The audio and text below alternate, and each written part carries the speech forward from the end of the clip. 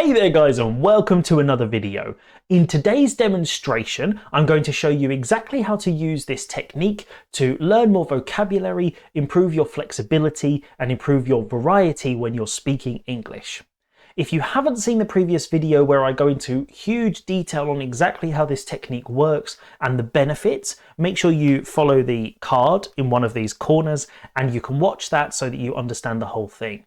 Also, check the description below because there will be a link to the PDF presentation that I give so you can download this for yourself and use this as a guide when you're practicing this technique and when you're watching these videos.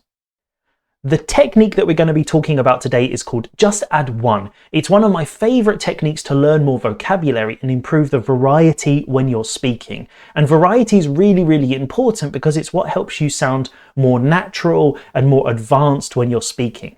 If you notice that you're repeating the same words and phrases over and over in every conversation, for you it can get a bit boring, and for the listener it doesn't represent your English skills. So if you can improve the variety, if you can add more alternative words and phrases, that's going to really help you sound much more advanced and much more fluent. A quick summary of the method then. There are a number of different steps we need to follow to focus and identify which vocabulary we want to improve, because you can try and study all the different words in big vocabulary lists or online or from a YouTube video. But really, I think the best way to approach this is to focus your attention on a single idea, practice it a lot, and then feel very comfortable with it very quickly. The idea here is focusing on the quality of the vocabulary that you're learning rather than the quantity, because there's no point studying hundreds of words and phrases if you can't remember any of them in conversation. And that's something that most of my students tell me, is that even when they study and they read and they listen, when they're speaking, they can't remember the phrases. And that doesn't really make sense to me. The first stage of this is to identify which areas of your English, which areas of your language you need to add variety. So those areas that you are repeating very often and that you have the same words in every conversation. Now, when we have identified which word we want to focus on, we need to find alternatives to that word which have the same meaning. Doing this by speaking to teachers, doing research online, and creating a list of alternatives that we can choose from. The following step is to choose which one we want to use, because again, it's all about adding one alternative. Once we have that one alternative, we then want to practice it over and over in conversations to quickly become more familiar and more comfortable with it instead of the previous version. So now we have two alternatives for the same idea. And then when we finish that, then you just repeat the process with the same word or phrase or an alternative word or phrase to add variety to all different areas of your English speaking. And I'm really going to emphasize this again, that the whole idea here is to just pick one word or one phrase which will fill the space that you have already with an alternative. You can prepare 2 or 3 different examples, but really that's very difficult to practice in a very logical, methodical way. And what you will notice is if you going into a conversation and you have one word that you're trying to improve, and instead of that word, every time you're going to say it, you then replace it with one alternative, it's a very easy process to get used to. And when you do that, you become very comfortable and familiar with that new word or phrase very quickly, which means that then you don't have to study it much more and you can move on. If you are trying every time to pick between 2 or 3 different options, you're giving yourself more of a challenge because you have to actually decide which of those is the one you want to use in each conversation, rather than focusing on one, and when you're comfortable with that, then just adding the second and adding the third. So as much as it can feel like a really good idea to learn 5 or 6 different phrases for the same idea, I would recommend, from my experience as a teacher and as a student, to focus on one at a time and then return back to it at the end of the process when you feel comfortable to add a second, a third, a fourth, all the way to 10s, 20, 30 different options if that's what you need for your variety and for your language. Now I want to give you some examples of how I would do this, or some actual practical examples that I have given to students in the past. The first example here is the word good.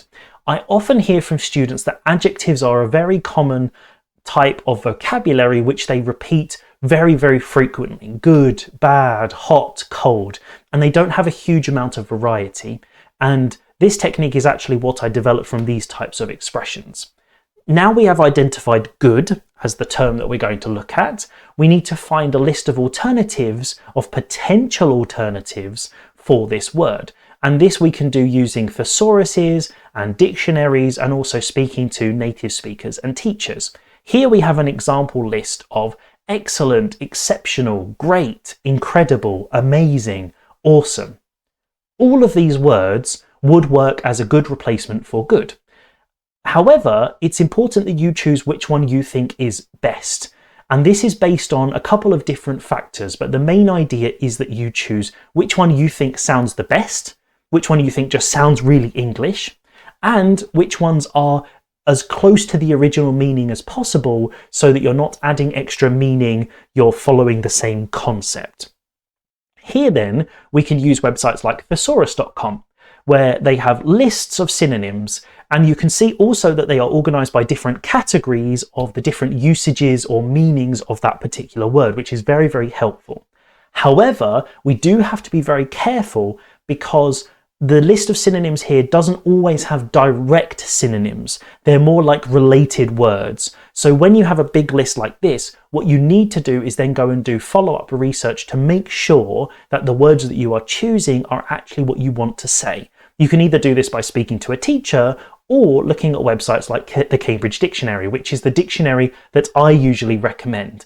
The pronunciation information and the recordings are fantastic. The definitions are very, very clear, and they always have really great example sentences. So personally, this is my favorite online English dictionary. And as this example, you can see we chose amazing, and one of the definitions here is very good. And as the word we're trying to replace is good, it seems like a really good alternative. And the example sentence, this wine is really amazing. And in this way, we know that amazing and good work in the same context, and so we can just replace it in the existing phrases. We don't have to completely rephrase our ideas, which makes using the new vocabulary much easier. Now the second example. We have a phrase this time, how are you? There are lots of phrases that we use in every conversation, and sometimes it's nice to add a little variety there so you're not just repeating the same phrase when you're greeting someone or when you're saying goodbye. Here we have a list of alternatives that I've put together for students in the past. We have how's it going, how are things going, how have you been? All of these different alternatives would work for how are you, and so I would recommend that students just choose which one they think sounds best, because you could use all of them, and native speakers do use a variety of all of them, but you don't have to use all of them in every conversation. So pick which one you think is best and then start using it straight away. And here I have chosen how are things as a very common example that my students have told me they quite like. And then once you've become familiar with this, you could then return to this list and add a third option. When you prepare these lists of phrases or alternatives that you find in the find stage, you can actually keep those in your notebook or online somewhere and then return to them later and actually just keep using them and keep adding those words to your vocabulary. So this isn't just a single exercise that then you just sort of throw it away afterwards. What you can actually do is use this list continuously to keep developing that particular concept or idea. Also, you can link the words and phrases that you're doing this with to make the vocabulary even easier to remember, because the phrases can work together. So previously we had a question, and now we have the answer to that question, because these two things you're going to say in basically every conversation. So it's really easy to find the opportunity to practice. I'm fine being a very common example that I hear from students and also native speakers. We found a list of alternatives. I'm good, I'm fantastic, I'm great, etc. And then in this case, the hypothetical, the imaginary student chose not too bad. And actually this is the one that I use, so I chose the version that I would normally say in conversation. And now the job is when someone asks you, how are you? Instead of just saying, I'm fine, you try to alternate with not too bad. And then you can alternate between them if you speak to someone very frequently. It's also a good idea to remember that sometimes you don't speak to someone very often. So you don't need a ton of variety. You don't need hundreds of different phrases, but maybe just adding a second alternative here just means that you're not going to say the same thing over and over and over. And finally, you can also use it for verbs, for different connecting phrases, for different concepts like this. Here we have I think, when you're giving someone your opinion. Now we've found a list of alternatives, or I've prepared them for you, which is I believe, in my opinion, for me, I feel like, I would say that. All of these would work perfectly, and you can choose whichever you prefer. In this example, I chose I'd say that, because it's a nice way of practicing using would, and it's just a nice phrase that sounds very, very different than I think. Sometimes I like to choose phrases that are structurally a little bit different, because if you say I think, I believe, if you say I'd say that, it sounds very, very different. So it depends what you're aiming at, really. But the idea here is just picking whichever one you think sounds cool, whichever one you think sounds good, and also asking native speakers that, going, I have this list of phrases, which one actually sounds most natural? Because different native speakers from different areas maybe will have a different impression of what they think is the most natural. And that way you can copy what people are actually saying, especially if you live in a particular country or you're going to visit a particular place. Copying the types of words and phrases they use helps you to blend in and will help the conversations flow much more naturally. And I hope these examples, these quick examples, have been a good way of showing you practically how to actually use this technique. And it's really important that you always stay positive and you always remember the mantra. I can, I will, I must. And the whole idea of this is being positive and remembering that you will make progress. I can become fluent, I will become fluent, and I must become fluent. And there we have it. That's the end of the demonstration today, where I showed you how to use the actual technique to improve your variety and sound more fluent when you're speaking. If you have any questions or any particular words or phrases that you want to add variety to, put a comment below the video and I'd be more than happy to help you out. Also, make sure you subscribe to the channel and you follow me on Twitch, and then you won't miss any of these video lessons. If you're watching on YouTube, have a fantastic day, have a great day learning English, and if you're on Twitch, let's keep going.